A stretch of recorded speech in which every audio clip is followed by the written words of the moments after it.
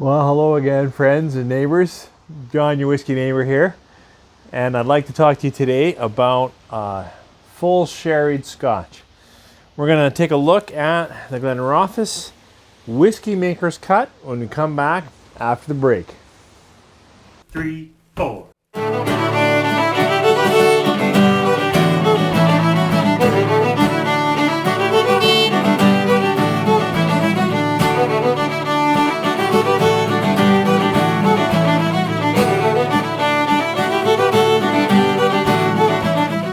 Thanks for staying with me. My intros seem to be getting shorter and shorter.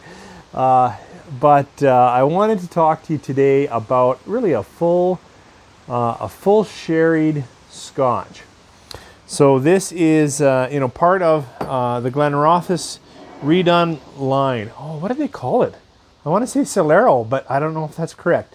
They they've had a wide variety of releases over the years, and some of them have been fantastic for sure. But honestly, it's been a little bit difficult to track it all. It was all special releases. That's how it felt. Now I think they've really consolidated their line. They have a 10, a 12, the Whiskey Maker's Cut, an 18, and a 21. And I'm looking forward to trying to sampling as many of those as I can reasonably afford. So this sits right in the middle of the lineup when you go to their site as pictured, and I think it actually sits pretty close to the middle of the price point. I will say more on price later. This is natural color. I don't know how it's coming through on the camera. I never know. I don't have a nice solid white background, but this is all natural color. And actually on their website it says all their new ones, 10, 12, 18, 21, and this are all natural color, so that's really good.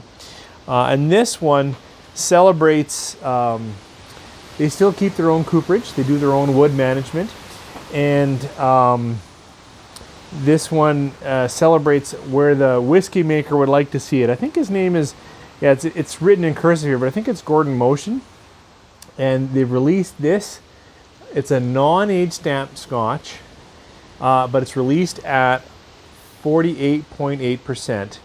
And however long it's been aged, it's spent its entire life in seasoned, so first fill sherry casks. And they're nice and clear up front that it's seasoned casks. So these casks have been built specifically for Glenrothes, and they would have had that sherry this season for some length of time. That's undisclosed, and then that kind of sherry is dumped. It's not really a sherry made for consumption. Since I don't really know much more about Glenrothes, I think we should probably get into the scotch and see what the whiskey tells us. On the nose. Rich, creamy, full of fruit. Some red fruits, dark red, but a sweetness, a little berry. Add some dark orange. A little bit of almost leather.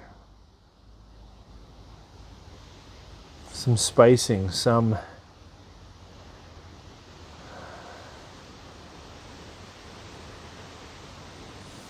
what's that spice? The edge of clove.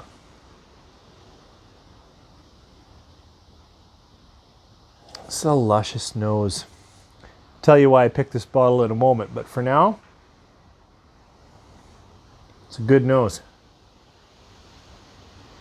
Rich, dark, a little bit spicy. It's strong, 48.8. You can kind of tell that on the nose. It's not light. Let's see how it is on the palate. Sláinte.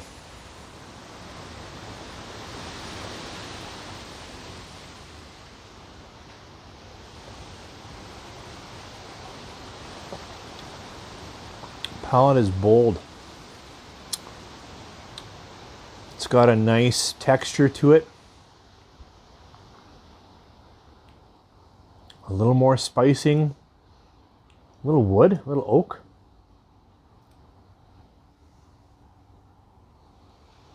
Oh, what a rich nose. Just draws me in.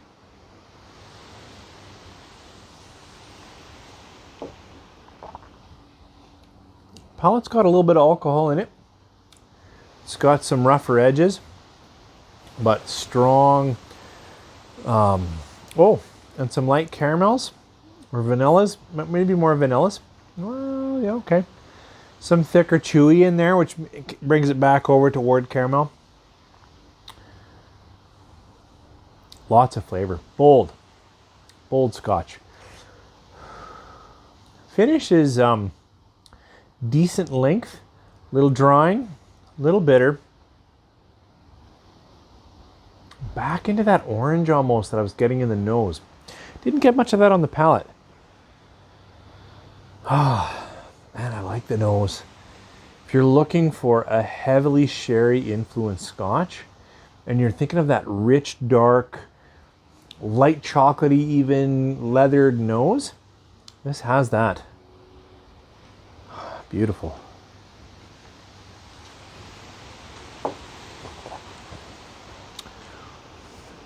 Palate is tasty too. A little bit bold in its alcohol, which is interesting. That's probably the most knock for me, and the slight bitterness in the early part of the finish. It actually fades away a bit for me, so that's okay. Guess I should try it with some water at 48.8, and I really don't have anything at this kind of sherry level to compare it to right now. So it would be a disservice, I think, to the whiskey, to the whole scenario if I put something against it. Although I like doing that, as you know, it gives me a bit of a contrast. While we're waiting for the water to see what it brings out, it's still the weekend. I just released a video yesterday. I'll probably pop this out maybe tomorrow or the next day. So it's Sunday, and it's been a challenging day. And lately, it's funny. My palate. Whoops! One of the viewers a while ago, that was a weird toss, indicated that I tend to like ex-bourbon, and I do. But I do actually think that my preference shifts with moods. And I will say the last at least whole month, I have really been looking for deeper, heavily sherry influenced Scotch. Went on a wild tear. I finally got a hold of a Glenrothes 12, which used to be a simple dram to find, but hard in my neck of the woods. Back to the Glenrothes whiskey cut, the whiskey maker's cut. Definitely lighten it up. This is now a light berry, red fruit influenced nose. It's lost a bit of its deeper, edgy character. Yeah, it's almost sweeter, a little more honey. It's still nice, though, and still really like heavily sherry influence. You pick up those wine notes right away. See how it tastes.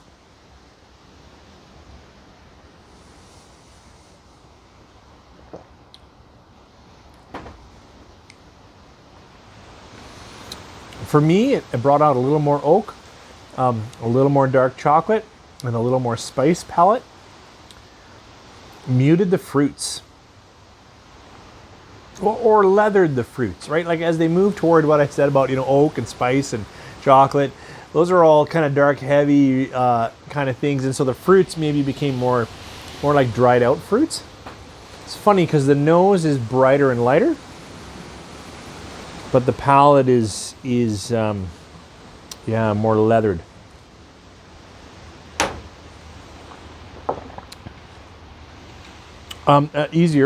Easier drinking. So if it's a little abrasive on the 48.8, we should always try with a little splash of water, see where your palate likes it anyways, but definitely would make it easier sipping, easier drinking. So, I need to come with another scoring system because I've been getting with the score a lot. I think I just gave it yesterday the same review, but this is a solid 4. You know what? I'm going to go a little more. It's a 4.25 for me. It's over 4 stars.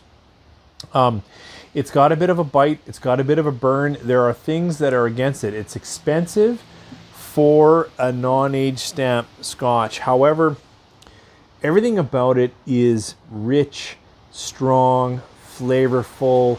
I think if you like the flavors, you're going to love the Scotch. Like it's going to push higher up on you're really going to like it. If you don't like the flavors, it's the same kind of reaction. It might be one that pulls you back a bit because it's so strong in that direction of heavy leathered sherried fruits. for me, I really like it. So yeah, I'm gonna put it over. Let's do 4.25. Settle out on that.